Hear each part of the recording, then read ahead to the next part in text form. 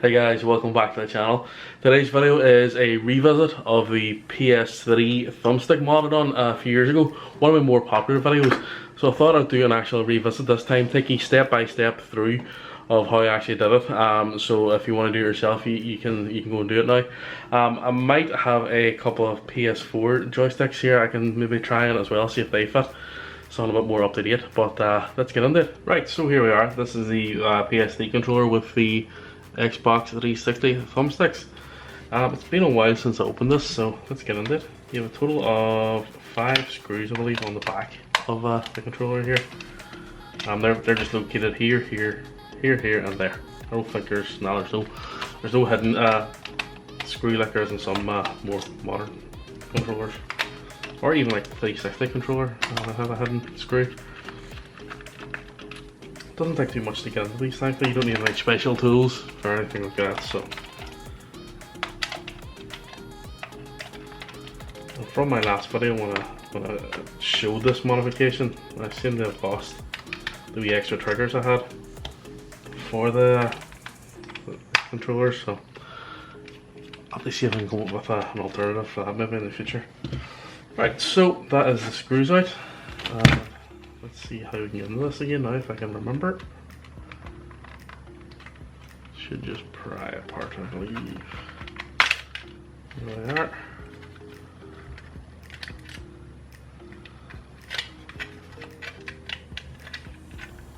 Okay. So let's back that up.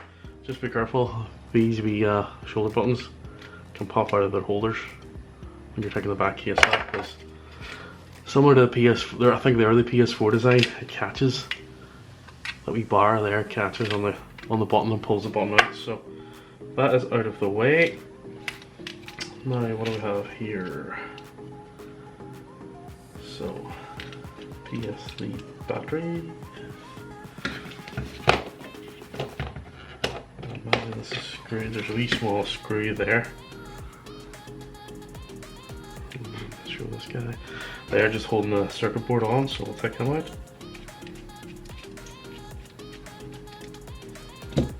Set him to the side.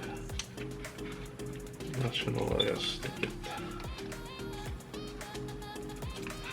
There we are. So off pops these three guys. And I have a bag of spare bits here for various controllers. And I just want to see if the PS4 ones would fit on. You know what, they're probably too tall. They fit on there, but we'll give it a word here. We'll try one another and see how we get on. Yeah, they're too big. They would possibly work if you cut down this lip here. You know, if you took it to a more reasonable height, you see a bit of a height difference there on those. So if you took that lip off there, you could probably get a PS4 one to work, but it doesn't seem that's going to work at the moment. So what I done in my initial video is, once you've got that far, you've taken off your 5 screws, you've taken off your 1 screw on your motherboard, or I suppose it is a motherboard, your circuit board there. Now you're left, when you try to put these guys on, you'll find in here that they just don't sit. Let's grab this here. So when you're putting these guys on, you'll find they go to about there, and they won't go down any further.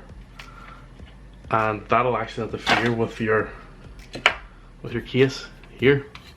So where your joysticks go through here, that'll actually interfere. So what you have to do is take a Dremel or a very, very small drill bit, and you just want to drill out the hole inside there. You don't want to do like I did in my first attempt and actually poke the drill bit through the end. So you just want to go far enough that you're taking out material from inside there. So that allows you to slip these on as far as they can go. And that's them on there. And you still have good movement for the buttons. So basically do that for both sides. drill out just enough so they go on and they won't catch and they won't interfere. You can't really drill out too much, to be fair. Once you drill out, I mean, as you can see there, I've drilled right through the other side there, so I'll just pop that button. Yeah, you can drill right through the side there and it won't cause any issues. Just look silly. So once you have that done, look at that now. One of my rumble motors, the wire's actually off it, so that is going to be something we'll have to fix now. And also my button here popped off, but that shouldn't be an issue. Button in, sure it clicks in the place, in the two holders there, and that, yeah, that's us now. So what I will have to do now is go and grab the soldering iron. Okay, so what we'll have to do now with this controller is strip back the wire. I'm using these automatic wire strippers. It might be a bit of an overkill for this wee small wire, but we'll see if we can do it here. Give it a wee try on it. There we go. Wee pair of pliers. Just pull the end off the wire there, and she got it ready. There's the end there now, ready for soldering onto there, that wee pad there. What I'll just do, say we're going to do a bit of soldering here, is I'll just disconnect the battery. Just to ensure nothing happens. Not that I believe it would anyway, but it's the size of battery that is. 500 milliamp. I think I have another battery here now.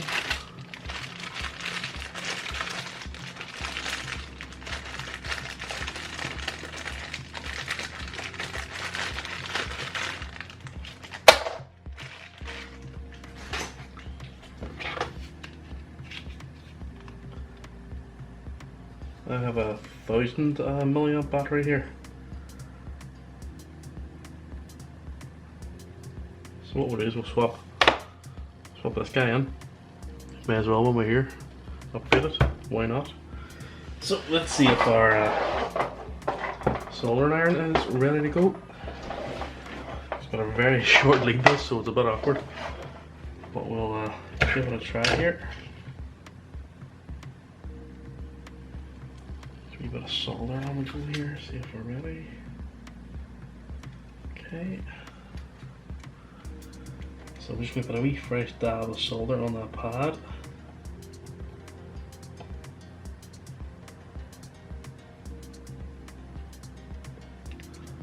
And we will grab this wire, get it in place. So there we have it. That is that done and dusted.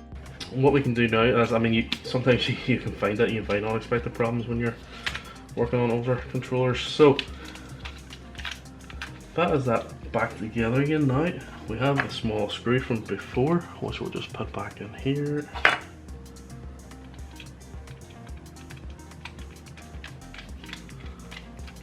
Okay, so that is that back on again. We will now try and connect this battery back in again. This upgraded battery pack. There we go.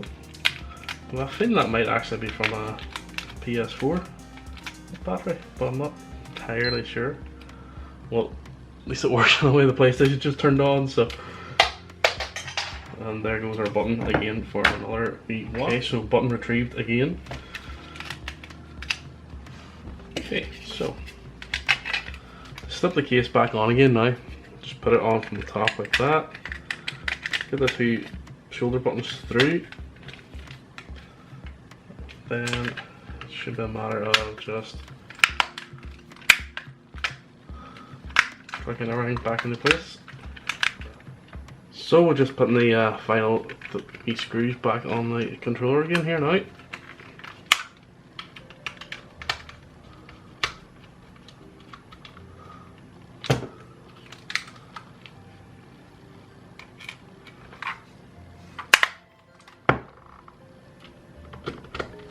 So there we have it, Xbox 360 thumbsticks on a PS3 controller. Very simple job to do. One of the first modifications I ever did, I think, back in the day. Like I say, easy enough to do, no real problems. Just the fact you have to draw out a wee bit of material from the thumbstick itself. But again, once you do that there, you're flying. No real issues from there. All buttoned up now, ready to go. Another controller we can use. The wee problem with the rumble motor we just discovered as well, so we have that now fixed as well. So that was a bonus of revisiting this controller, otherwise I would never have realised that motor was faulty. So there we are. Easy enough mod to do, and give it a go at home. Okay guys, so there we have it. That is the revisit of the Xbox 360 thumbsticks and the PS3 controller. Back guy there. So guys, thanks for watching the video. If you like it, please give us a wee thumbs up, subscribe, and if you can hit the bell notification button, you'll be notified every time we upload on the channel. So once again guys, thanks for all the support recently, and look forward to seeing you back here again next week. Cheers.